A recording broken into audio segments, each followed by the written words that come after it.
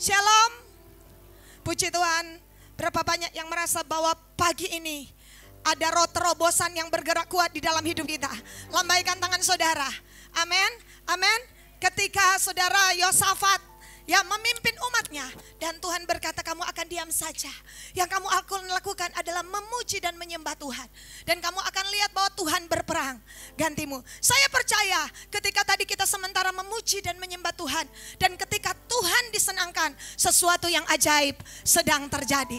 Sedang terjadi perubahan hati, sedang terjadi perubahan karakter, sedang terjadi perubahan pola pikir. Karena itulah yang Tuhan ingini hari-hari ini. Puji Tuhan, saudara yang diberkati oleh Tuhan. Kita sedang berada dalam seri Elijah atau Elisa. Saya melihat kemarin para Elisa. Ya saudara, kalau ini Elisa pergi ke Yeriko, ke Betel, Gilgal. Kemarin para Elisa turun di pasar Girian. Saudara ya, menyampaikan menjadi pesan Tuhan. Mereka memuji, menyembah, youth explosion. Saudara, dengan apa saudara? Dengan suara doa, dengan irama penyembahan, dengan doa syafaat, dan dengan ledakan kuasa Tuhan. Saya percaya Tuhan sedang bergerak di tengah-tengah kita, mengurapi generasi Yoel untuk bangkit di akhir zaman ini. Bilang kiri kanan saudara, kamu jangan ketinggalan. Haleluya. Oleh sebab itu saudara, ketika tadi malam saya berdoa dan Tuhan memberikan sebuah pesan, saya percaya itu semua karena doa-doa kita yang naik di tempat ini saudara. Dan Tuhan menyampaikan sesuatu saudara, bagaimana Elisa mengikuti Elia. Mulai dari Gilgal, kemudian berpindah ke Betel, kemudian ke Yeriko, ke sungai Yordan. Gilgal adalah tempat penyunatan. Sekalipun disunat hatinya, hidupnya, Elisa tidak pernah menyerah. Saya melihat inilah sebuah gambaran sunat hati tidak enak. Sunat hati adalah pemotongan yang namanya hati tidak ada yang dapat melihat kecuali Tuhan. Saudara, dan memotong bagian dalam seseorang. Saudara, itu adalah perkara Roh Kudus. Saudara, Elisa itulah sebabnya mereka memulai perjalanan dari Gilgal. Sekalipun disunat oleh Tuhan, sekalipun mengalami tantangan, Elisa tidak melepaskan Elia. Hari-hari ini, saudara, kita akan mengalami ini. Kita akan melewati apa yang namanya sunat hati. Mungkin beberapa orang di luar sana, saya tidak mau bilang di sini, tetapi beberapa orang di luar sana akan terhenti. Kita berdoa sesaat saja, tetapi mereka akan terus melangkah. Karena sunat hati membutuhkan apa yang namanya kerendahan hati. Begitu menemui benturan, kebanyakan orang akan undur. Kebanyakan orang akan berkata goodbye pelayanan. Goodbye my friend. Tapi hari-hari ini kita menemui Elisa. Elisa tidak pernah kecewa ketika dia mulai dari Gilgal dan hidupnya disunat oleh Tuhan. Apakah engkau kecewa? Berarti saudara, kita belum melewati fase ini. Di Betel adalah aktivitas ilahi. Malaikat Tuhan turun naik. Tapi itu tidak membawa sebuah kepuasan bagi Elisa. Untuk saudara berpuas diri. Karena sudah melihat aktivitas ilahi. Karena sudah dipakai oleh Tuhan. Karena sudah melihat mujizat. Terus berhenti sampai di sana. Dan berpikir semua sudah berakhir. Kolose 1 ayat 29. Mari kita lihat.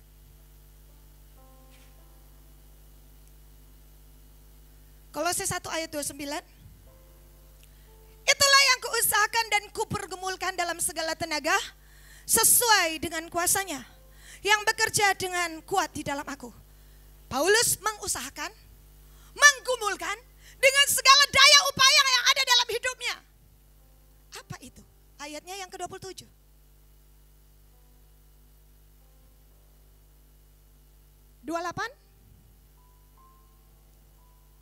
Dialah, yaitu Kristus, yang kami beritakan. Mari kita baca. Apabila tiap-tiap orang kami nasihati dan tiap-tiap orang kami ajari dalam segala hikmat untuk memimpin tiap-tiap orang kepada kesempurnaan dalam Kristus. Ini bicara karakter. Ini bicara kesempurnaan kepenuhan Kristus. Dan saudara, tiap-tiap boleh terlewati. Tiap-tiap orang. Paulus dengan segala pergumulan, tadi kan, segala tenaga. Saudara, yang Paulus minta, saya pakai kata mujizat. Supaya orang-orang yang mengikut Tuhan berubah karakternya. Inilah kesempurnaan dan ternyata tidak mudah. Karena banyak orang akan berkata, kita so begini. Kok mau apa dong? Kita sopang marah dari dulu. Kita sopan cemburu dari dulu. Alkitab bilang, Paulus berkata, tiap-tiap orang aku nasihati. Tiap-tiap orang aku ajari. Aku bergumul. Bahkan di bagian lain dikatakan, sampai mencucurkan darah. Supaya rupa Kristus nyata di dalam kamu. Apa itu? Karakter. Bahasa Portugis bilang kelakuan. Orang boleh diberkati tapi kelakuannya mungkin jauh daripada Tuhan. Saudara yang dikasih dalam Tuhan, saya heran dengan seorang yang bernama Yudas. Apa yang kurang dari hidupnya? Yesus tentu tidak salah pilih. Dia berdoa semalam-malaman dan mendapatkan 12 nama daripada pertama 500 orang, kemudian 70 murid. Saudara, kemudian dapatlah 12 murid, agen khususnya Tuhan. Saudara, tetapi yang heran, siapa yang salah di sini? Dia diberikan tenaga, dia diberikan kuasa, tapi saudara, ada sebuah hal, karakter Kristus tidak terimpartasi dalam hidupnya.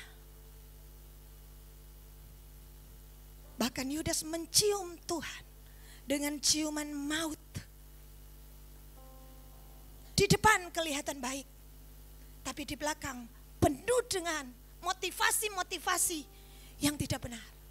Hari ini dalam penyembahan kita mengetahui bahwa roh performa sedang diusir daripada penyembahan sejati.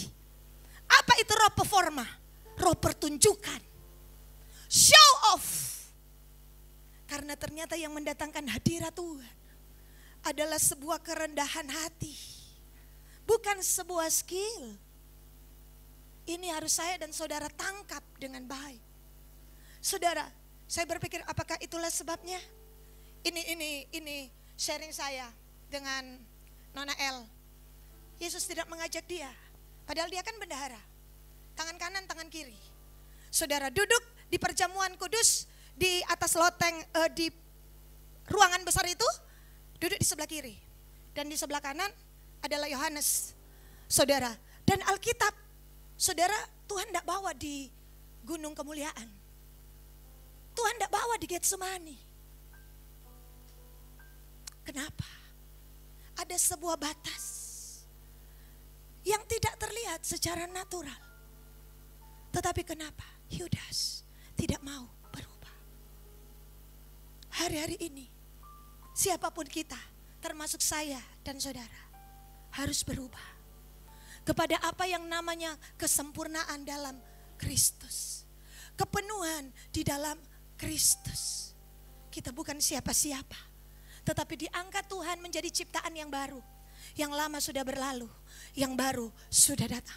Saya percaya hari-hari ini, kemarin Pak Neles dan beberapa hamba Tuhan membagikan tentang sebuah spirit karakter yang akan tetap kekal selama-lamanya ketika berada di ruang Maha Kudus. Bersiaplah untuk pembentukan Tuhan. Jangan menjadi kantong anggur kulit yang tua, sehingga anggur baru dan anggur tua tidak bisa dicurahkan dalam hidup kita. Karena kita terlalu keras dengan alasan kita sudah terlalu banyak tahu firman, terlalu banyak baca Alkitab, dan kita sudah terlalu banyak pelayanan, sehingga membuat kita menjadi keras hati. Inilah waktunya saya dan saudara belajar merendahkan diri di hadapan Tuhan. Saudara, itulah Gilgal. Apakah enak? Tidak. Tapi Elisa tidak melepaskan Elia sekalipun melewati Gilgal. Kemudian melewati aktivitas ilahi dengan semua mujizat dan malaikat turun naik. Mereka melewati Betel, tetapi Elisa tidak puas juga. Melewati Yeriko, bicara tentang terobosan. Di mana tembok-tembok diruntuhkan, tetapi Elisa tidak berhenti juga. Sekalipun melewati mujizat, sekalipun melewati apa yang namanya terobosan besar, tapi Elisa tidak pernah berhenti. Beberapa orang memandang dari jauh. Terobosan adalah sudah cukup. Dan saya berhenti di sini. Kan sudah terjadi terobosan. Buat apa saya cari Tuhan? Kan usaha saya lancar. Buat apa saya cari Tuhan? Itulah nabi-nabi yang dari jauh. Mereka memandang dari jauh. Karena terobosan sudah terjadi. Tapi hari itu ada seseorang yang berani melewati yang namanya Sungai Yordan. Dan ketika jubah dipukulkan, paf! Sungai Yordan ke sebelah kanan dan ke sebelah kiri terbelahlah dua.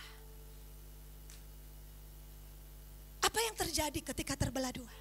Saudara ingat, Yosua pun pernah menyeberang di tanah kering. Karena hari itu ada tabut perjanjian yang ada kerupnya. Dan di situ imam memercikkan darah. Darah itulah yang membuka jalan. Semua yang mustahil menjadi mungkin. Darah itulah yang membawa penyeberangan dari padang gurun kepada tanah perjanjian. Lewat apa? Darah kematian Kristus. Penyeberangan Elisa dan Elia itu terbelah bukan karena itu jubah keramat. Karena di sana ada seseorang yang percaya akan kuasa kematian Kristus. Saya berdoa, apapun hari-hari ini, namanya kematian tidak enak. Kalau biji gandum tidak jatuh ke dalam tanah dan mati, ia hanya satu biji saja. Tapi kalau dia mati, maka akan menghasilkan banyak buah. Saya berpikir hari-hari ini yang Tuhan kerjakan akan mematikan ambisi-ambisi kita. Supaya muncul visi Tuhan. Bilang kiri kanan saudara, bersiaplah mati dari segala ambisi.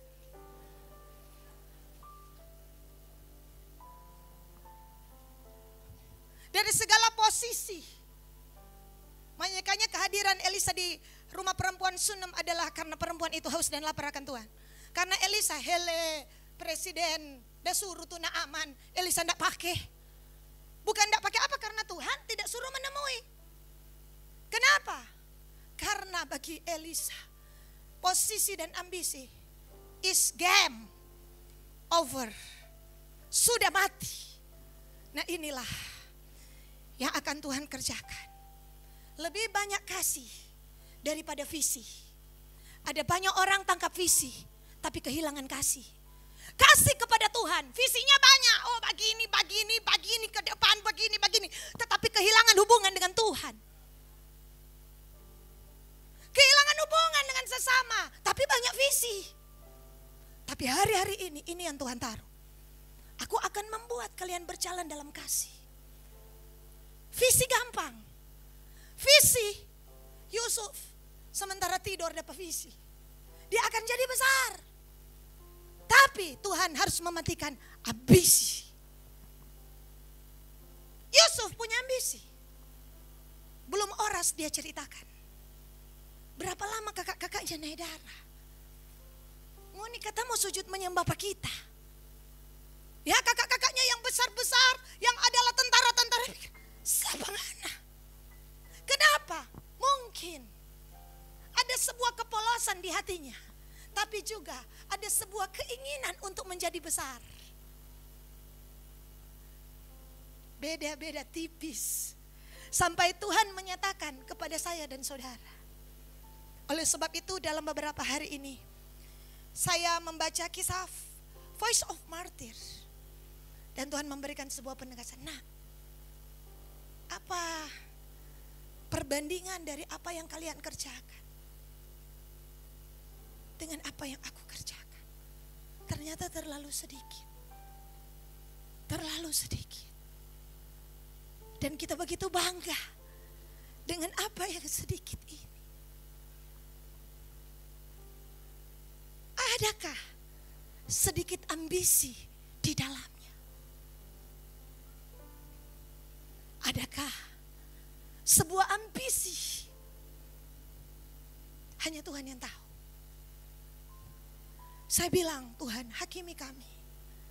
Dan nyatakan, bebaskan kesesatan dari hati kami. Karena bahkan orang tidak tahu bahwa kesesatan itu ada dalam hidupnya. Itu suara siapa? Daud. Dia merasa mungkin, kita merasa, oh itu kan buah pelayanan. Tapi hati-hati.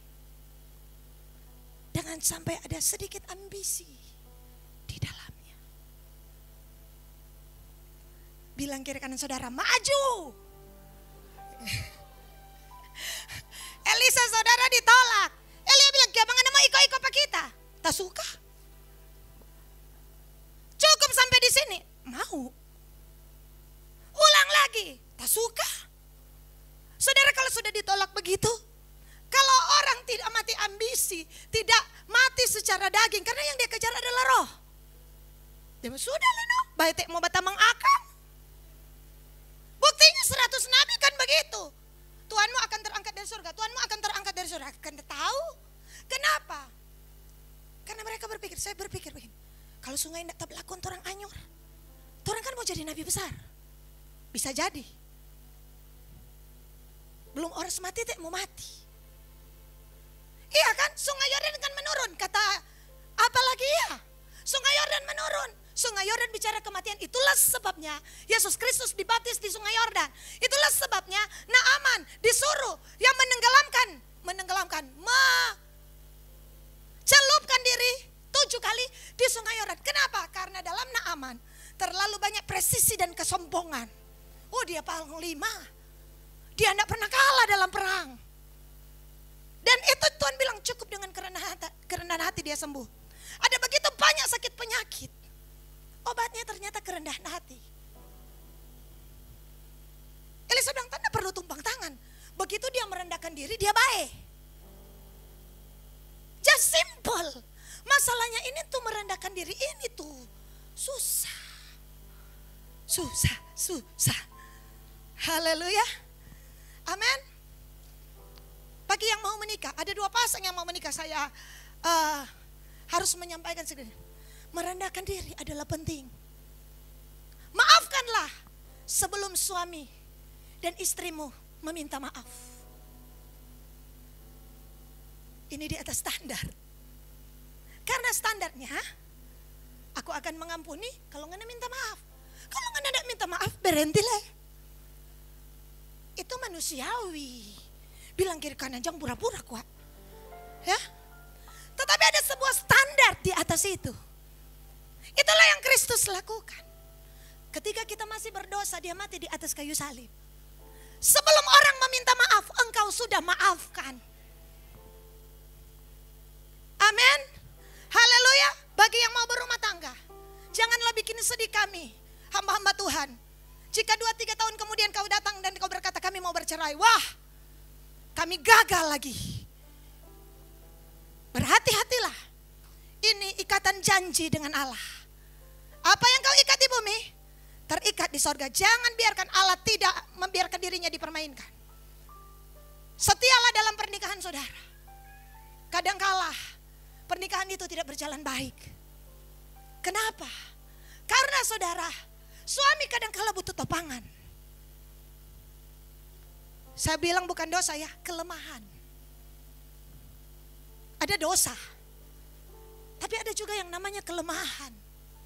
Dia terlalu lelah, dia terlalu capek, dan dia terlalu lamban menurut para istri. Haleluya. Apa yang harus dilakukan para istri? Menopang dia dan memberikan dia semangat. Satu kali kita nggak baca ya, karena ini belum masuk poin pertama saudara. Manoah, ini Manoah siapa? Simpson pe papa. Datang malaikat, dia ketakutan. Dia bilang pada istri, mati tuh orang. Dia istri bilang, enggak mau mati kuat. Seakan-akan membantah suaminya. Tetapi tidak, dia mau menguatkan suaminya. Dia membantahnya karena iman. Saudara boleh membantah suamimu, saya pakai kata membantah, karena iman. Contoh, Pak, janganlah engkau tidak ke gereja. Karena Tuhan rindu kita beribadah kepada Tuhan. Pak, berilah apa yang harus kau beri kepada Tuhan. Karena semua itu anugerah. Berbahagialah suami-suami yang istrinya seperti itu. Karena ada yang mati di tangan istri. Simpson dong. Bu, DP istri saya itu Dalila. Taruhlah DP kekasih. Hati-hati pilih kekasih. Bisa mati dijual kekasih. Kalau salah pilih, hati-hati. 30 keping perak beli ladang. Mereka tawar Simpson 1.100. DP bini langsung iyo. tanda tangan. Ya, 1100 berarti dia bisa dapat 3 kapling. Simpson menggunakan salah karunia, menyalahgunakan karunianya karena wanita. Dia pernah membakar tuh karena DP istri dorang ambe. Dia pernah angkat ini karena wanita juga. Dan dia jatuh gara-gara wanita. Bilang kiri kanan, hati-hati dengan wanita. Wanita memiliki kekuatan khusus. Di mulut istri ada wibawa suami. Itulah sebabnya para istri, kata firman Allah, istri yang cakap melebihi emas, berlian, permata. Siapakah istri yang cakap? Yang menopang saudara di saat engkau susah. Amin. Pernah lewati kesusahan? Dan hari ini sudah makmur dan istrimu setia pada saat engkau susah? Amin. Amin Bapak Gembala? Amin. Orang dua so melewati suka dan duka. Ya saudara, di saat ada doi. Ya enggak ada doi, ding tantu katuk banyak doi. Di saat doi pas-pas, di saat sakit. Saya sakit, pergi ke Jakarta mau kuliah sampai di sana sakit. Enggak bisa buat apa-apa. Saudara enggak bisa pegang apa-apa. Kita rasa waktu itu kita bilang, aduh semua mati stok kita ini. Bawa masuk di rumah sakit, dijaga oleh suster tidak menjaga 24 jam. Suami saya jaga. Ambil ke kumur, ke sebak kumur. Buka tuh gigi, karena ele mau buka tuh giginya enggak bisa saudara. Angka gini, ya. Dan suami saya bilang kepada saudara-saudara seiman di Manado, di Bitung seluruh jemaat tolong topang dalam doa. Karena apa? Sudah darah keluar. Tapi saudara, di situ saya melihat kami berjalan dalam suka dan duka. Di saat naik ojek, naik motor, dola-dola oto. Ya saudara, kita lewati semua itu. Kenapa? Sebuah perjanjian. Bagi yang mau menikah, engkau akan melewati puncak kemenangan. Tapi jangan lupa ada lembah kekelaman. DP puncak dulu bilang, baru DP lembah. Amin. Haleluya. Setialah. Setialah. Orang yang setia, siapakah yang akan menemukannya? Tuhan.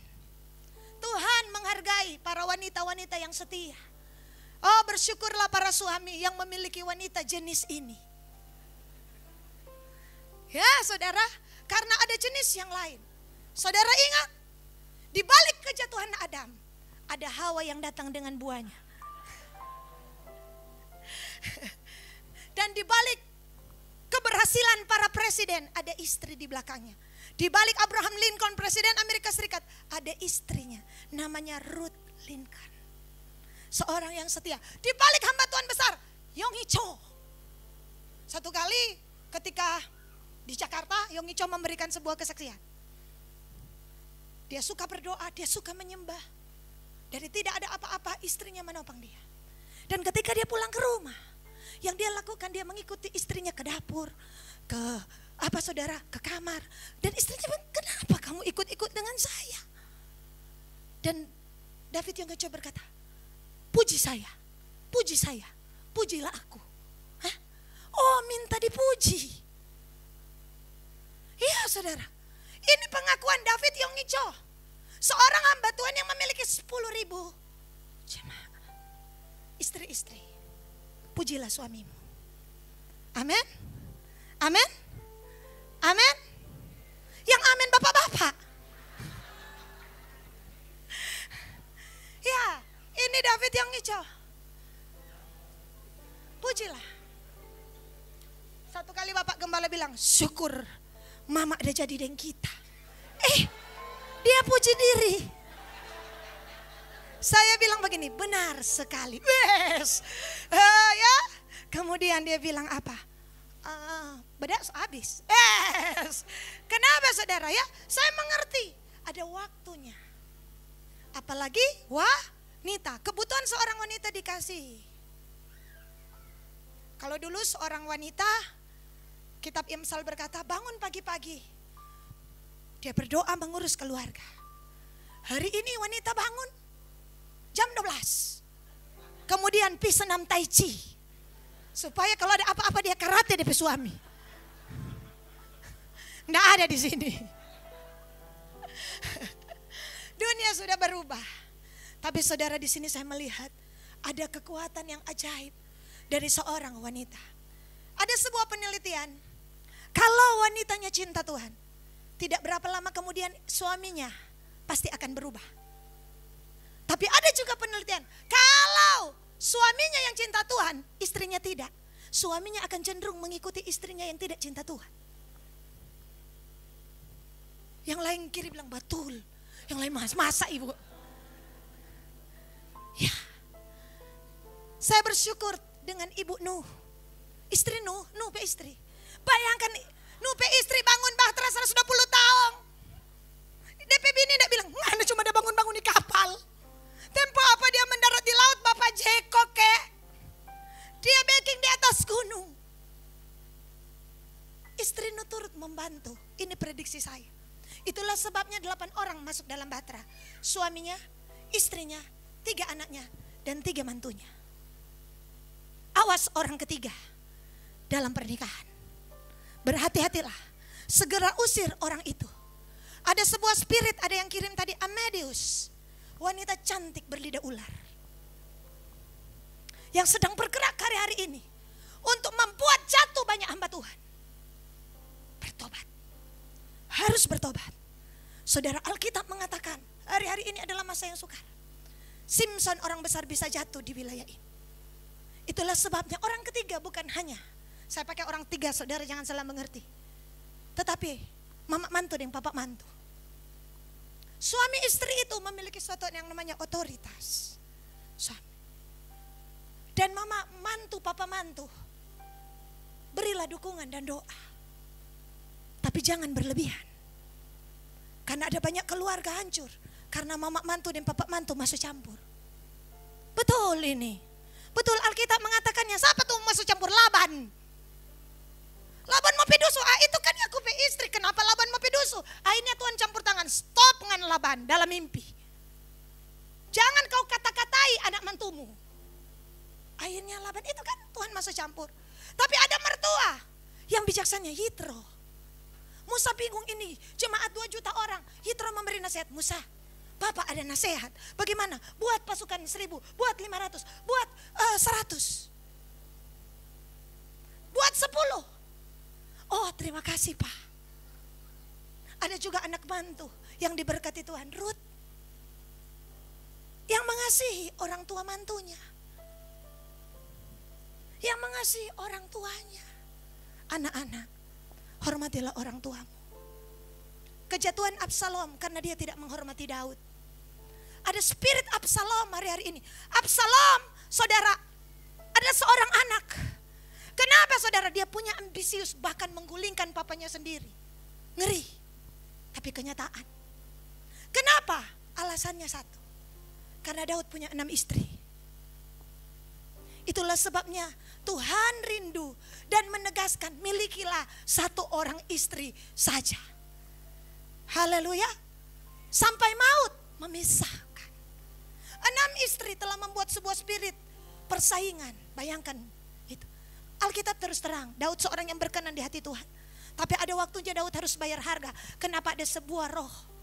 Ketika Ruben tidak menghormati Yakub, Alkitab berkata hak kesulungan dari Ruben dicabut Tuhan, dipindahkan kepada anak yang menghormati orang tuanya. Alkitab ini lengkap sekali.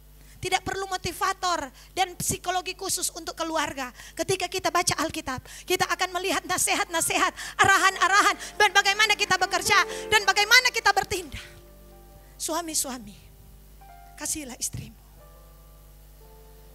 Kasihilah. Amin. Amin.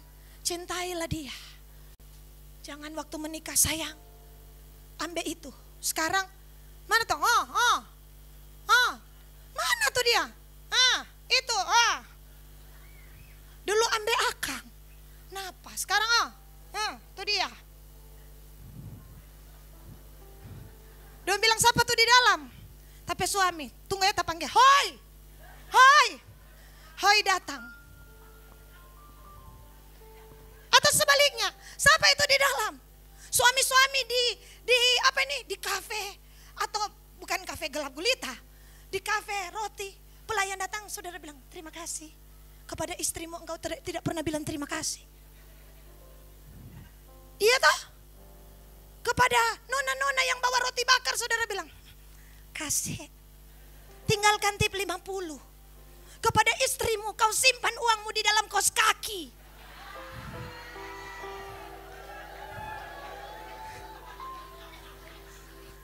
Nggak ada di sini.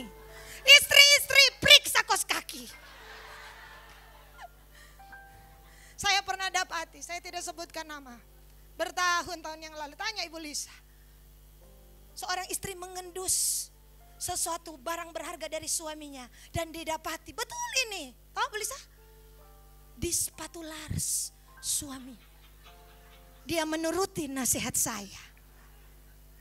Ternyata barang berharga itu disimpan, saudara. Saya bilang,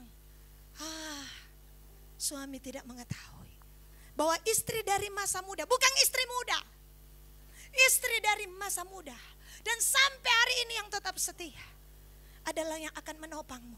Karena pada masa tua, Salomo dengan hikmat yang begitu besar, hatinya dibuat condong kepada berhala oleh istri-istrinya. Oleh sebab itu para suami, istri adalah kekayaan yang berharga. Ya, seperti apa Kristus mengasihi jemaat, demikianlah rahasia ini besar.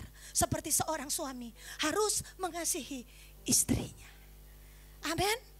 Istri stoplah merengek-rengek, karena suami akan menyerah.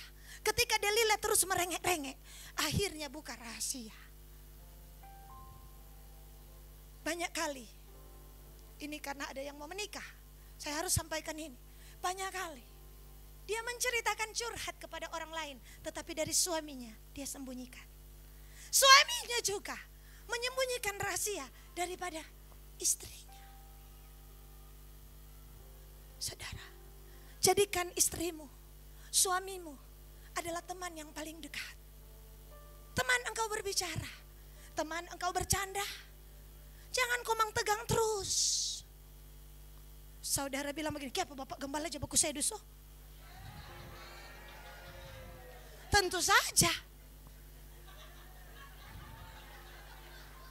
Iya kan? Haleluya. Karena apa saudara? Jangan terlalu tegang dalam hidup ini. Bilang kiri kanan, baku sedulah sekali-sekali. Amin, senyumlah. Jangan saudara bilang, "Kiapa kurang senyum-senyum?" Jangan suamimu ada di sampingmu tegang, begitu ketemu orang lain, hahaha. Senyumlah. Apa saudara? Baku sedulah. Peliharalah pernikahan itu. Karena pernikahan itu berharga di mata Tuhan.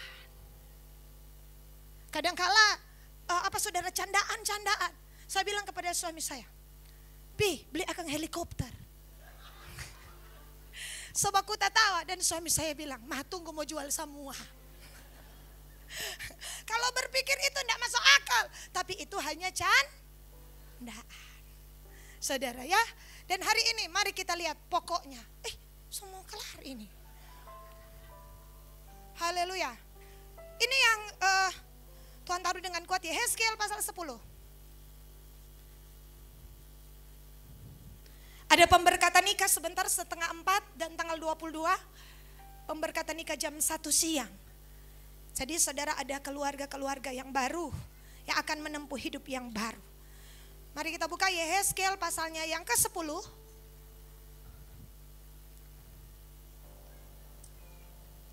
Yehezkiel pasalnya yang ke-10. Ayatnya yang ke-18 sampai 21.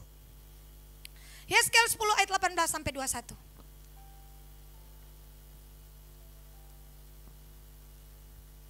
Mari kita. Lalu kemuliaan Tuhan pergi dari ambang pintu bait suci dan hinggap di atas kerub. Kemudian ayatnya yang ke-19. Dan kerub-kerub itu mengangkat sayap mereka, dan waktu mereka pergi aku lihat mereka naik dari tanah dan roda-rodanya bersama-sama dengan mereka. Lalu mereka berhenti dekat pintu gerbang rumah Tuhan yang di sebelah timur. Sedang kemuliaan Allah Israel berada di atas mereka para kerub. Itulah makhluk-makhluk hidup yang dahulu kulihat di bawah Allah Israel di tepi sungai Kebar. Dan aku mengerti bahwa mereka adalah kerub. Ayat 21. Masing-masing mempunyai 4 muka dan bagi masing-masing ada 4 sayap. Dan di sayap mereka ada yang berbentuk tangan manusia. Saudara, kemudian 10 ayatnya yang ke-8. Mari kita baca. Pada kerub-kerub itu tampak yang menyerupai tangan manusia di bawah sayap mereka. Diulang. Beberapa waktu yang lalu saya bertanya, Roh Kudus apa maksudnya? Kemuliaan Tuhan hadir di atas para kerub. Ini kerub.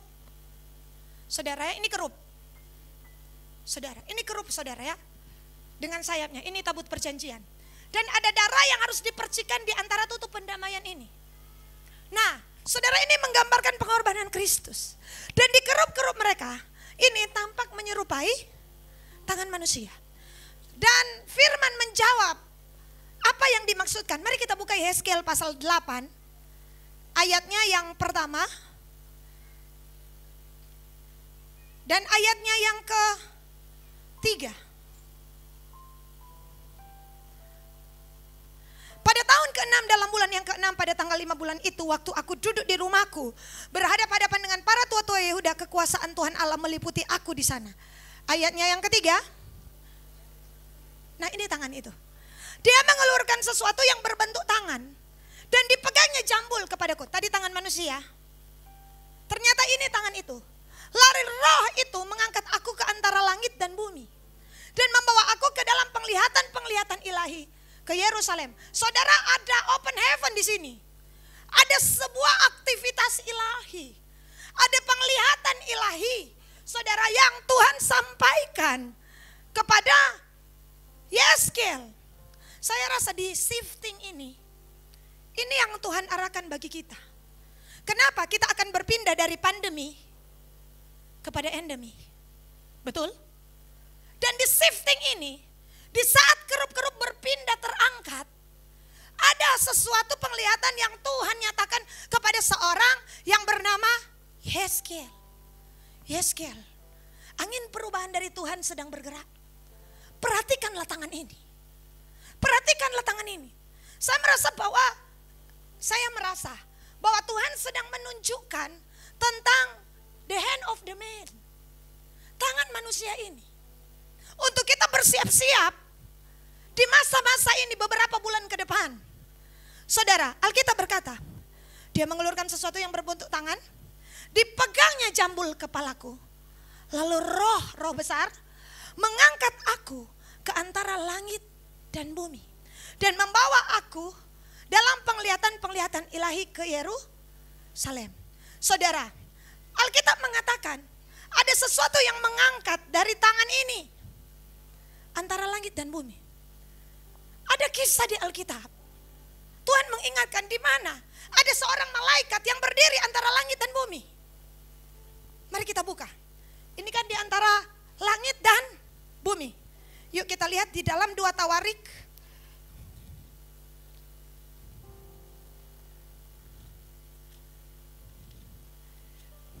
Satu Tawarik 21. Ayatnya yang ke-15. Ayat 16. Pegang kata langit dan bumi atau bumi dan langit. Di antara bumi dan langit. Jadi tidak di bumi, tidak di langit, tapi di antara. Nah, mari kita lihat. Ketika Daud mengangkat mukanya, maka dilihatnya lah malaikat Tuhan berdiri di antara bumi dan langit. Betul ya? Sama dengan tadi. Bumi dan langit. Dengan di tangannya pedang terhunus yang diacungkan ke atas Yerusalem. Lalu dengan berpakaian kain tabung, sujudlah Daud dari para tua-tua. Mari kita lihat ayat 15.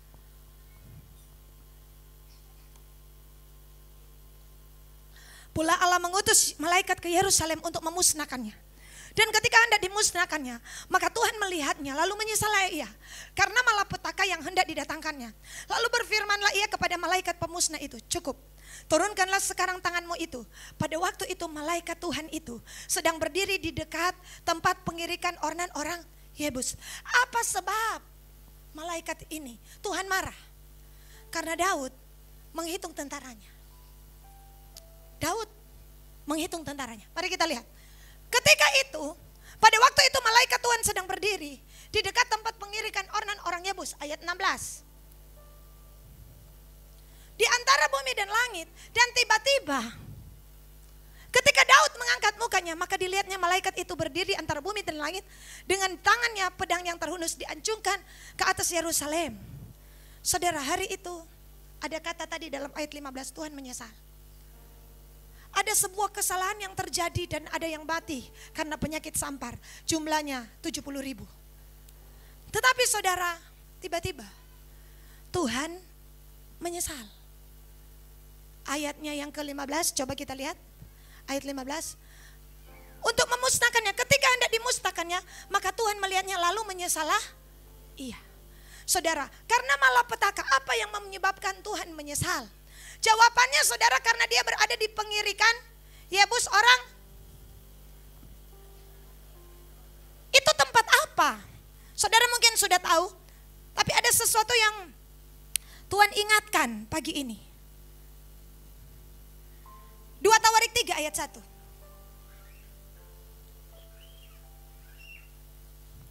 Salomo mulai mendirikan rumah Tuhan di Yerusalem di Gunung Moria, di mana Tuhan menampakkan diri kepada Daud ayahnya di tempat yang ditetapkan Daud, yakni di tempat pengirikan ornan orang Yebus. Simpelnya seperti ini, Tuhan marah karena kekejian dalam penglihatan-penglihatan ilahi itu mereka menyembah berhala. Tuhan marah. Adakah di kota kita ada penyembahan berhala? Tuhan marah. Alkitab mengatakan ini sebuah, kalau saudara baca nanti di Yeskiel tadi, ini sebuah yang namanya kekejian bagi Tuhan. Dan Alkitab mengatakan saudara, kekejian ini mendatangkan dosa, begitu juga dengan Daud. Ketika dia menghitung tentaranya, Alkitab bilang apa? Ayahnya Salomo mulai mendirikan rumah Tuhan di Yerusalem di Gunung Moria, di mana Tuhan menampakkan diri kepada Daud. Jadi ketika Tuhan ada di situ, kenapa Tuhan mengampuni? Tuhan terkenang. Ada seseorang yang pernah mengorbankan anaknya di Bukit Moria. Siapakah dia? Abraham. Hari itu Tuhan memutuskan untuk menyesal. Begitu kan kata Alkitab? Menyesal karena Tuhan teringat bahwa di tempat itu ada seorang yang cuma punya anak satu. Anak yang paling dikasihi yang namanya Ishak. Dan dibawa untuk disembelih. Bukankah Abraham sudah lama mati? Ini sudah Daud loh. Sudah berapa ratus tahun. Saya mau kasih tahu, ini yang Tuhan ingatkan. Nah, semua yang kalian kerjakan, aku ingat. Aku ingat. Tuhan tidak pernah melupakan penyerahan Abraham. Dan hari itu disimpan Tuhan. Mungkin waktu itu Abraham sudah lihat langit terbuka dan it's okay. Dia dikenal sebagai bapak orang beriman. Tapi Abraham tidak pernah tahu apa yang dikerjakannya hari itu. Semua penyerahan hidupnya, semua pengorbanan hidupnya akan menyelamatkan generasi, berapa generasi selanjutnya. Seakan-akan Tuhan simpan ini. Saudara, roh ketaatan daripada saya dan saudara, semua pengorbanan yang akan saya saudara beri ke depannya, Tuhan ingat. Tuhan ingat. Hari itu Tuhan berdiri menyuruh malaikat dan tiba-tiba dia ingat. Seperti ketika Mordekai pernah berbuat sesuatu yang baik. Mordekai menyelamatkan raja karena ada orang yang mau kudeta. Dan Alkitab bilang Ester 6 ayat 2. Ester 6 ayat 2.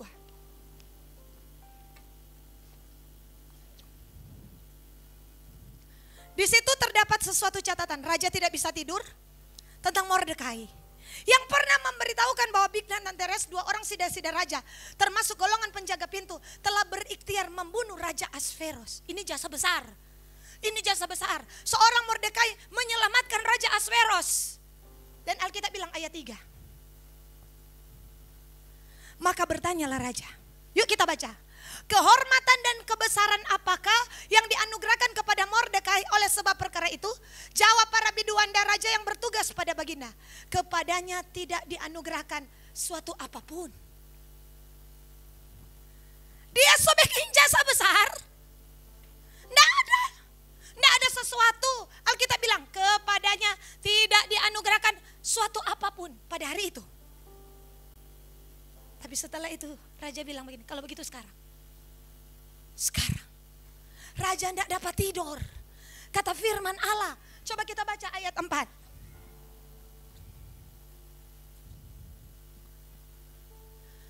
Maka bertanyalah raja, siapakah itu yang ada di pelataran? Haman. Ya, dia mau menyulahkan Mordekai. Sementara raja berpikiran mau menghargai Mordekai. Orang boleh mereka-reka yang jahat, tapi kita punya raja segala raja yang punya pikiran yang ajaib bagi engkau. Di sini siapa yang menang? Saudara, kenapa dia mau menyulahkan, mau gantung, mau Mordekai? Kenapa raja ada pikiran mau menghargai Pak Mordekai? Dua ini bertemu, siapa yang menang? Mari kita lihat ayat 5. Itulah Haman. Ulang-ulang, Haman. Suruh dia masuk, ayat 6. Raja tanya, Haman, ya, apakah yang harus dilakukan kepada orang yang berkenan? Raja menghormatinya. Haman pikir, so kita tuh dia. Kong Haman jawab, ayat 7. Karena Haman kan pikir, Mordekai dia bikin apa? Ya, oleh karena itu jawab Haman kepada raja, mengenai orang yang raja berkenan menghormatinya. Ayat 8. Hendaklah diambil pakaian kerajaan yang biasa dipakai oleh raja sendiri. Wah, kuda yang biasa dikendai oleh raja sendiri, dan yang diberi mahkota kerajaan di kepalanya. Ayat 9. Hendaklah disekarang pakaian kuda ke tangan seorang dari antara para pembesar raja, orang-orang bangsawan. Lalu hendaklah pakaian itu dikenakan kepada orang yang raja berkenan menghormatinya. Kemudian hendaklah ia diarak mengendarai kuda melalui lapangan kota, sedang orang berseru-seru di depannya. Beginilah dikatakan kepada orang yang raja berkenan menghormatinya. Ayat 10. Maka tita raja kepada Haman, segera ambil pakaian dan kuda itu seperti yang kau katakan, dan lakukan demikian kepada Mordekai, orang Yahudi yang duduk di pintu gerbang istana. Sepatah kata pun janganlah kau lalaikan daripada segala yang kau katakan itu. Hari itu ketika Mordekai buat jasa, tidak dianugerahkan kehormatan sesuatu apapun. Ternyata Tuhan tidak lupa. Tuhan backing ini rajanya Tasono. Tiba-tiba dia bilang, buka arsip. Dan dari arsip yang begitu banyak, ada seorang Mordekai yang mempunyai jasa besar. Tuhan bilang, this is the time. Inilah waktunya untuk menghormati orang yang telah berbuat sesuatu untukku. Saudara, ini yang Tuhan taruh dengan begitu kuat. Lakukanlah pekerjaan Tuhan dengan segenap hati. Semua apa yang engkau kerjakan hari itu mungkin tidak dapat apapun. Bahkan engkau berkorban sesuatu. Mordekai meresikokan dirinya. Mengetahui persekongkolan Bigtan dan Teresi ini bukan perkara mudah. Tetapi demi raja, dia meresikokan hidupnya untuk pekerjaan yang begitu besar dengan yang namanya ketulusan. Janganlah jadi seperti seorang anak sulung yang bilang apa? Papa, anak bungsu datang, papa korbankan lembu tambun. Kita apa? Mana tuh kambing papa dah potong? Berarti selama ini dia berpikiran setiap apa yang dia kerjakan harus bayar. Harus bayar. Harus dapat upah. Harus dapat upah. Dia menghitung bapaknya dengan yang namanya untung rugi. Saya berdoa, apapun yang engkau kerjakan tepat pada waktunya. Bukan Tuhan lupa. Tuhan hanya simpan itu untuk waktu yang tepat. Tuhan simpan itu dan akan Tuhan balas tepat pada waktunya. Oleh sebab itu, Abraham tidak pernah tahu bahwa pengorbanannya akan menyelamatkan satu bangsa ke depannya. Itulah sebabnya hari ini, jemaat yang diberkati Tuhan, teruslah taat kepada Tuhan. Terus taat kepada Tuhan. Jangan hitung untung rugi. Oh, kalau kita melayani tak ada apa-apa. Lebih baik kita sebegini. Kalau kita ini tak ada apa-apa. Tidak ada apa-apa tuh kalau kita memberi. Tuhan bilang kepada orang yang mengurus. Saudara pernah baca orang Samaria yang baik hati? Dia titip doi ke orang penginapan itu dan dia berkata, rawatlah orang ini. Aku akan menggantinya waktu aku kembali. Saudara, upahmu ada. Ketika Tuhan datang nanti, semua jerih lelah, upayamu dalam Tuhan tidak akan pernah sia-sia. Asalkan saya dan saudara melakukan itu dengan ketulusan. Mordekai tidak menuntut, jasa besar ini, tadi selamatkan para raja mana dang? Piala kek, dapat dari pangkat kek. Tidak. Tetapi tepat pada waktunya, Tuhan menyimpan itu untuk semua yang namanya waktu Tuhan. Saudara, hari ini saya berdoa, jemaat Tuhan, semua niat baik, semua jerih lelah, semua pengorbanan yang kita buat, tidak pernah Tuhan lupa. Tapi yang kedua, jangan berhitung dengan Tuhan. Hari itu Daud suruh hitung DP tentara, membuktikan bahwa Daud berada dalam jalan sesat. Daud hitung berapa banyak kemewahan yang dia miliki, berapa banyak kekuatan power, the army yang dia punya, menyebabkan 70.000 orang mati. Makanya saya katakan, jangan terlalu bangga dengan semua pelayanan yang kita buat. Seakan-akan yang kita buat terlalu banyak dibandingkan apa yang Tuhan buat dalam hidup saya dan saudara. Yang saya dan saudara buat terlalu sedikit, terlalu kecil dengan apa yang Yesus buat di atas kayu salib. Saya dan saudara menyembah terlalu kecil. Ketika Yakub merasa bahwa dia bikin salah kepada Esau, Alkitab mengatakan, saya pernah sampaikan ini, dia berjalan 7 kali dia bersujud. Di muka Esau dia cium kaki Esau, ulang. Kenapa? Dia cuma minta yang namanya pendamaian. Dia merasa tidak layak, padahal kan Esau yang jual. Untuk yang namanya pengampunan. Seharusnya dengan pengampunan yang Yesus beri, kita harus bisa berikan yang lebih baik. Dengan pengampunan yang Yesus beri dalam hidup kita, ketika dia mati di atas kayu salib, kenapa Tuhan terkesima dengan pengorbanan Abraham? Karena itu menggambarkan dirinya. Dia mati di atas kayu salib. Bapak cuma punya anak satu, the only son, anak tunggal. Dia berikan bagi kita, kita mendapatkan 7 berkat. Apa itu? Pengampunan dosa. Inilah darahku yang dicurahkan bagi kamu untuk pengampunan dosa. Tidak ada satu presiden di muka bumi ini yang bisa ampuni dosa saya dan saudara, hanya Tuhan. Yang kedua, penyucian. Dari segala hati nurani kita yang jahat, yang dari sononya ada pencemaran jasmani dan rohani. Oleh karena darah Kristus, saya dan saudara disucikan. Apalagi kesembuhan. Oleh bilur-bilur Tuhan Yesus, saya dan saudara sembuh. Apalagi pendamaian. Kamu yang dahulunya jauh menjadi dekat oleh karena darah Kristus, dan kamu berdamai dengan Bapa oleh karena pengorbanan Kristus di atas kayu salib. Apalagi penebusan dari segala macam kutuk. Yesus Kristus disalibkan di atas kayu salib supaya kutuk diubah menjadi berkat. Apalagi pembebasan. Kita bebas daripada hukum dunia ini, daripada hukuman kekal. Kita mengalami kemuliaan sorgawi. Apalagi lahir baru. Roh Kudus turun atas kita karena Yesus sudah mati di atas kayu salib, dan kita dilahirkan 7 berkat. Pengampunan dosa, penyucian, pendamaian, pembebasan, dibebaskan dari sakit penyakit, kesembuhan, ya lahir baru. Mari beri tepuk tangan kepada Tuhan kita. Itulah sebabnya lukanya ada 7. Dari teman Getsemani sudah keluar darah. Keringatnya berdarah, kepalanya berdarah, kakinya berdarah, tangannya berdarah, punggungnya berdarah, janggutnya dicabut. Terakhir lambungnya keluar darah dan air. Belum cukupkah itu? Dan kita merasa bahwa yang kita buat terlalu banyak dibandingkan yang Tuhan buat.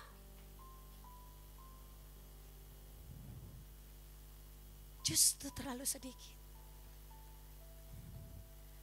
Hari ini saudara, pesan ini Tuhan sampaikan bagi saya dan saudara. Tuhan tidak pernah lupa semua apa yang kau kerjakan. Tapi ingat, jangan pernah hitung untung rugi. Berikan yang terbaik dari hasil tanganmu. Berikan terbaik dari hasil olahanmu. Kerja buat Tuhan. Ketika ada 3 tamu di rumah Abraham, Sarah cepat baking to cookies. Bujang-bujang bekerja, tidak ada yang tinggal diam. Itulah sebabnya satu bekal bagi kepala rumah tangga yang baru. Biarlah memiliki kepala rumah tangga seperti Yosua, tetapi aku dan seisi rumahku aku akan beribadah setia kepada Tuhan.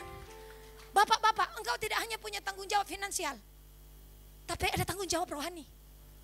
Banyak orang membiayai finansial, tetapi rohani dia bilang, mama, anak-anakku, ya, Asep, Aso, Asin, Aseng, pergi gereja, papa di rumah. Yosua dah. Yosua bilang, so tua Yosua. Waktu itu, Yosua 24 kalau tidak salah. Tapi aku dan seisi rumahku akan beribadah kepada Tuhan.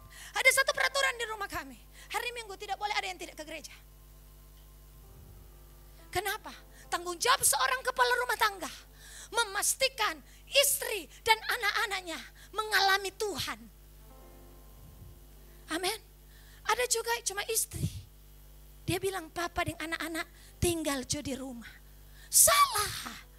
Ini waktunya ajak, ibu dong nih mau. Ajak berdoa sampai dorang mau. Tidak ada perkara yang mustahil bagi Tuhan. Amin. Saudara, ini waktunya. Saya dan saudara kenapa? Alkitab bilang apa? Dengan apa kan ku balas segala kebaikanmu. Semua yang kita beri, uang, tidak akan bisa balas kasih Tuhan. Dan saudara menahan uangmu, Allah bisa mengirimkan orang yang punya uang. Bahkan seorang janda di Sarfat bisa memberikan, janda miskin bisa memberikan yang paling baik. Jangan tahan tenagamu, karena Tuhan bisa mendatangkan dari berbagai bangsa orang-orang yang akan melayani Allah. Jangan tahan semua potensimu, berikan pada Tuhan. Karena saya dan saudara lebih dahulu telah diberi anaknya yang tunggal. Hari ini saudara, berikan segala-galanya untuk Tuhan. Berikan semua yang kita punya. Untuk apa saudara? Untuk kerajaannya. Apakah ibu sudah memberikan semuanya? Hari ini saudara, message dan pembawa message harus sama. Jangan kita khotbah mengampuni, kita orang katanya mengampuni. Orang khotbah berdoa, orang sendirinya nak berdoa. Itu apa? Pembohongan ilahi. Wes, sedikit keren. Ya saudara. Iya kan? Karena iya. Tetapi biarlah apa yang kita sampaikan hidup dalam hidup kita. Hidup dalam hidup kita. Kita hidupi. Mengampuni orang. Sudah dibuktikan engkau adalah orang yang mengampuni.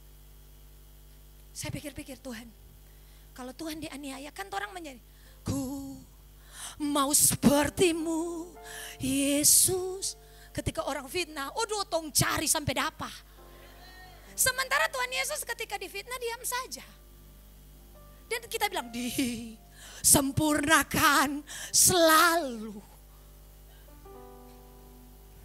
Malaikat bilang, dalam segenap jalanmu badusta selalu. Iya saudara, itu khotbah dengan menjalani khotbah. Wow, saudara akan berkeringat dingin dan bersuara panas. Amin. Bilang kiri kanan saudara, pernah mengalami? Paling yang keluar ngana kalau dulu, habis ngana dulu. Sekarang dah enggak tahu bertobat. Kenapa? Ingat Tuhan. Ingat Tuhan.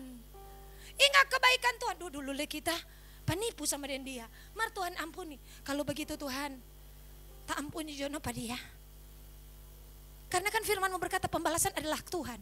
Kalau aku mengampuni nanti Tuhan yang balas. Biasanya kita seperti itu. Tapi ada seorang pribadi. Makanya hari-hari ini saudara, saya dan saudara bukan hanya membaca firman. Biarkan saya dan saudara dibaca oleh firman Allah. Dideteksi oleh firman Allah. Dilihat oleh firman Allah. Apakah hidup kita sama seperti pesan yang kita bawa? Kekudusan, apakah kita hidup kudus? Amin. Menjaga lidah, apakah orang bukan orang yang membawa berita-berita bohong? Yang memperdengarkan saudara 6 perkara yang dibenci Tuhan. termasuk 7 perkara yang menjadi kekejian baginya. Lidah dusta, mata sombong, kaki yang segera melarikan diri kepada perkara-perkara yang jahat. Dan seterusnya. Saudara sudah tahu. Tapi yang saya maksudkan hari-hari ini, jangan sampai kita lahir di gereja, kita besar di gereja, torang kawin di gereja, torang lahir baru di gereja, torang tua di gereja, torang mati masuk neraka.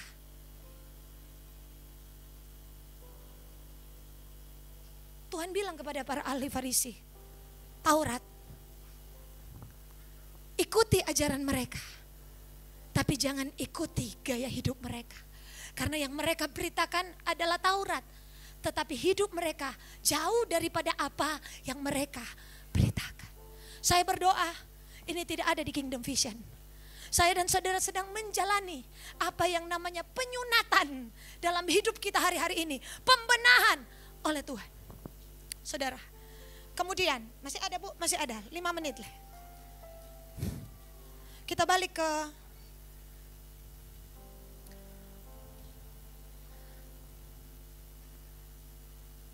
Yehezkiel 10.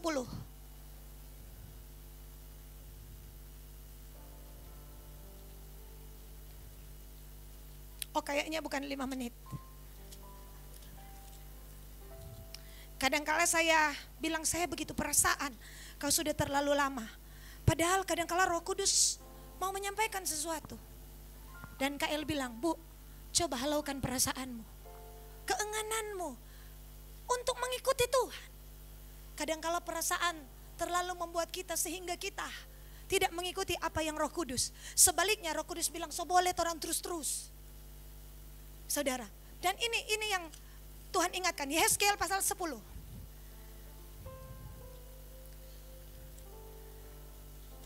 Yehezkiel pasalnya yang ke 10 ayat 13.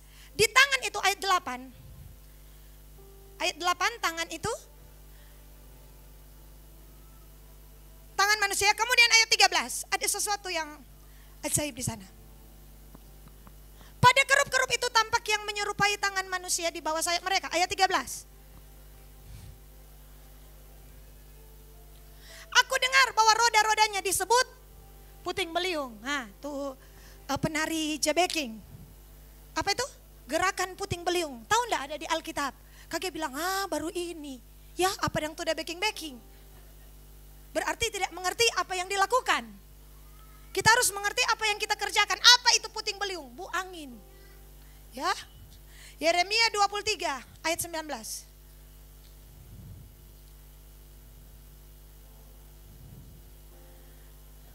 Lihat, angin badai Tuhan, yakni kehangatan murka telah keluar menyambar. Angin puting beliung dan turun menimpa kepala orang-orang fasik. Ayatnya yang ke-20. Murka Tuhan tidak akan surut sampai ia telah melaksanakan dan mewujudkan apa yang dirancangkan dalam hatinya.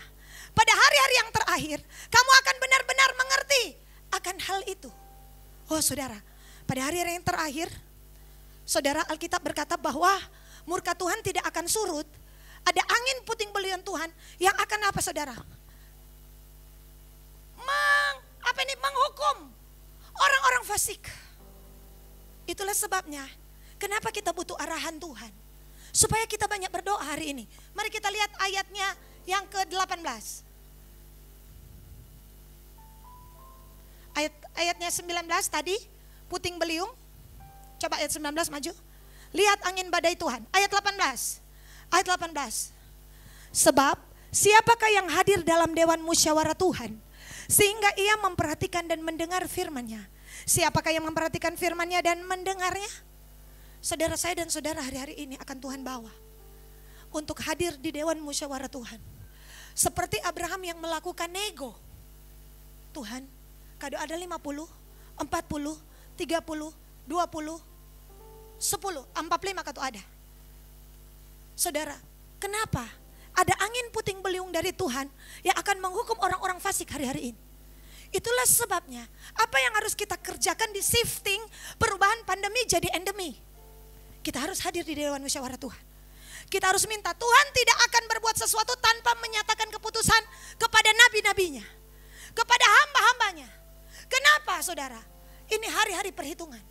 Ini hari-hari perhitungan. Alkitab mengatakan pada hari-hari yang terakhir. Kapan itu? Roma 13 ayat 11.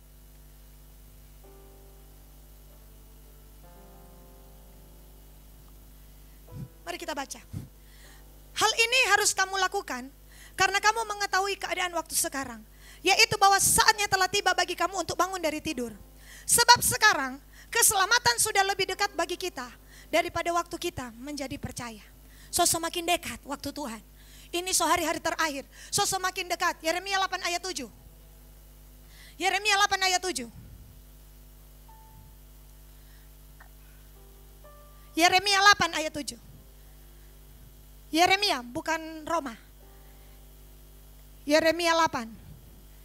Bahkan burung ranggung di udara mengetahui musim. Burung tekukur, burung layang-layang, burung bangau berpegang pada waktu kembalinya. Tetapi umatku tidak mengetahui hukum Tuhan. Ayat 1. Ayat 1. Ayat 2. 3.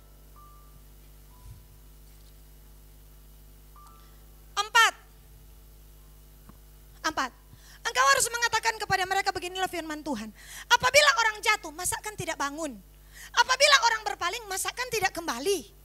Tuhan bilang, ayat 5. Mengapa bangsa ini berpaling terus menerus dan menolak untuk kembali? Ayatnya yang ke-7. Hele burung tahu ini waktu mau apa. Burung tahu musim. Mereka berpindah cari makanan, tapi ada waktunya mereka akan kembali. Masa orang mau berdosa terus? Masa orang mau mabok terus? Masa orang mau dengki terus? Ini musim di mana saya dan saudara harus kembali kepada Tuhan. Tuhan bilang, itu burung tahu. Masa nguninin tahu bahwa ini adalah waktu untuk kembali? Karena ini berdasarkan tanda-tanda zaman adalah hari-hari yang terakhir di mana aku akan melepaskan puting beliun untuk menghantam, mematikan semua yang orang disebut fasik. Kenapa umatku yang hidup benar berlaku fasik? Ini waktunya untuk kembali. Saya berdoa, biar ini menjadi waktu kita untuk kembali. Tinggalkan semua keduniawian yang kita kerjakan. Tinggalkan semua hal-hal kedengkian, segala hal-hal yang menyakiti hati Allah. Tinggalkan. Ini waktu untuk kembali. Come back to worship. Come back to repent. Come back to praise. Come back to pray. Inilah waktunya kita hadir justru. Bukan berbuat dosa, tapi hadir dalam dewan musyawarah Tuhan. Saudara, untuk makan dan minum saya yakin Tuhan akan pelihara. Saya sudah lihat di Alkitab, selama masa kelaparan Tuhan akan pelihara umatnya. Bukan bahkan pada saat mereka tidak punya ladang berarti tidak ada pekerjaan. Ketika dunia ini goyang, Tuhan akan tetap pelihara saya dan saudara. Akan tetap pelihara. Bahkan di saat kita tidak punya pekerjaan, ada beberapa orang lihat waktu pandemi. Saya mau tanya, apakah Tuhan tidak pelihara? Tuhan tetap pelihara. Dan ke depannya akan Tuhan, ekonomi akan menurun. Kita tidak tergantung pada ekonomi. Kita tergantung kepada Tuhan yang membuat hukum ekonomi. Kita tergantung pada sumber. Ishak tidak bilang ini tanahnya subur. Tuhan bilang tabur Jo. Mari ini kering menurut pandangan matamu. Tapi aku bisa membuat yang kering menghasilkan. Karena Ishak tidak tergantung pada tanah yang dia injak. Tetapi kepada pemilik tanah itu. Siapakah? Yesus. Yesus. Jangan bergantung seolah-olah pekerjaanmu adalah Tuhanmu. Jangan bergantung seolah-olah gajimu adalah Tuhanmu. Jangan bergantung seolah-olah ordermu adalah Tuhanmu. Order, pekerjaan, berkat, finansial adalah kepunyaan Tuhan yang telah mempercayakan kepada saya dan saudara. Berharaplah dan berimanlah. Sebaliknya, jangan abaikan tanggung jawab ketika saudara diberi pekerjaan dan tidak mengerjakannya. Jadilah seseorang yang menjadi berkat di luar sana. Polisi yang cinta Tuhan, tentara yang cinta Tuhan, mahasiswa, guru yang cinta Tuhan. Jadilah hidup berbeda bukan hanya di gereja, tetapi di luar sana. Jadilah engkau pengusaha yang cinta Tuhan, yang menolak korupsi, nepotisme, dan sebagainya. Jadilah engkau mahasiswa yang pintar, tetapi memiliki radikal cinta Tuhan. Hidup benar, hidup suci, hidup kudus, bukan hanya di gereja. Saudara akan lihat, kita akan menjadi tanda dan alamat. Orang akan melihat Kristus dalam hidup saya dan saudara. Kesaksian terakhir. Seorang Richard Wurmbrand. Mungkin saudara bilang, siapa itu Bu? Dialah penyeludup Alkitab. Voice of Martyr. Alkitab ada di China, Turki, Rumania, Vietnam. Karena Tuhan memakai seorang Richard Wurmbrand yang harus bayar dengan penjara 15 tahun. Richard Wurmbrand memberikan sebuah kisahnya. Hari itu dia diundang bersama dengan seluruh pendeta. Saya tidak menyebutkan kebangsaannya karena kita ada di YouTube. Tapi saudara sudah tahu. Dan hari itu diumumkan, ada Perdana Menteri di sana. Diumumkan seperti ini. Yesus Kristus bukan Tuhan dan Juru Selamat. Dia hanya seorang nabi. Dan bagi hamba-hamba Tuhan yang meyakini, harap berpindah di kabinet ini di sebelah kiri. Begitu banyak orang yang berpindah karena takut berada di todongan senjata. Hari itu Sabina Wurmbrand istrinya berkata, Richard, berdirilah dan nyatakan iman kita. Richard begini, Sabina, engkau akan kehilangan suamimu. Bahkan kehilangan nyawaku Richard, aku tidak takut. Hari itu Richard Wurmbrand berdiri dan berkata, aku mengakui, wah semua bersorak-sorak. Karena dia terkenal pendeta radikal. Yesus Kristus adalah Tuhan. Wah, saudara geger Perdana Menteri. Dan ini menjadi sejarah saudara. Saya tidak sebutkan karena ini terkait dengan peperangan hari-hari ini. Oh, mereka serbu ke podium. Dia melompat bisa lari. Tapi ditangkap 15 tahun. Istrinya juga dipenjara 15 tahun. Dipukul, dianiaya. Saudara, dan sikat-sikat WC. Seorang Sabina dan Richard Wurmbrand. Mereka lah yang mendirikan Voice of Martyr dan menyeludupkan Alkitab. Mereka memiliki kontak dan bahkan mereka melatih seperti youth kemarin. Alkitab itu dipilah-pilah. Kejadian ini kong isi di sini. Pakai pakaian dingin. Begitu tentara lewat di gerbong kereta, dong bukan sampai mantel kong kase, inilah berita baik. Lain saudara ya, di penjara lain apa?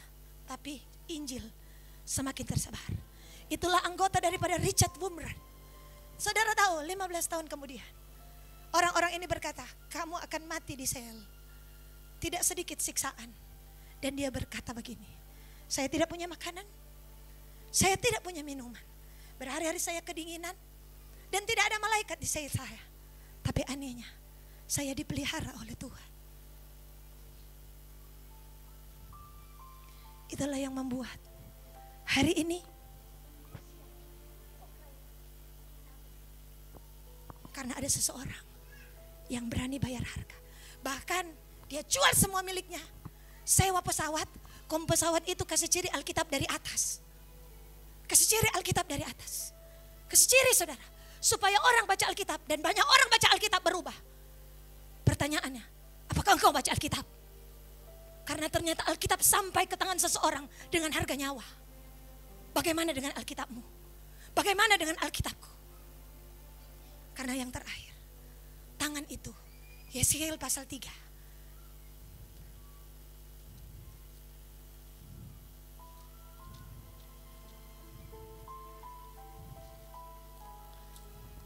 Yeskiel pasal 3, 2 ayatnya yang ke-9, 10.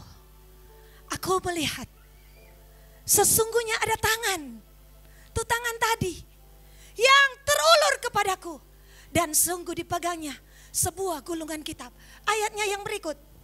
Lalu dibentangkannya di hadapanku. Gulungan kitab itu ditulis timbal balik dan di sana tertulis nyanyian-nyanyian ratapan, keluh kesah dan rintihan. Ayat 11. Firman-Nya kepadaku, hai anak manusia, makan apa yang kau lihat di sini. Makan gulungan kitab ini dan pergilah berbicaralah kepada kaum Israel. Yang kedua, saudara, di hari-hari terakhir ini, di hari ke-6, Musa bilang, mana kumpul 2 kali?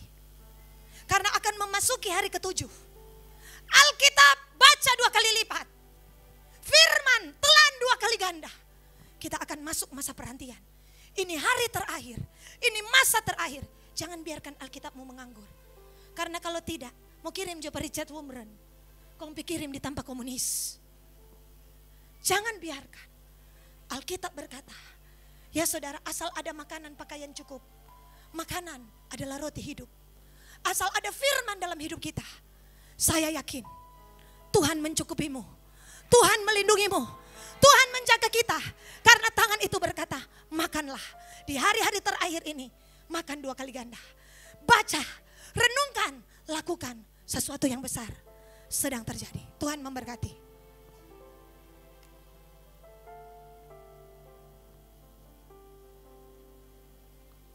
Bilang kiri kanan saudara, bacalah Alkitabmu.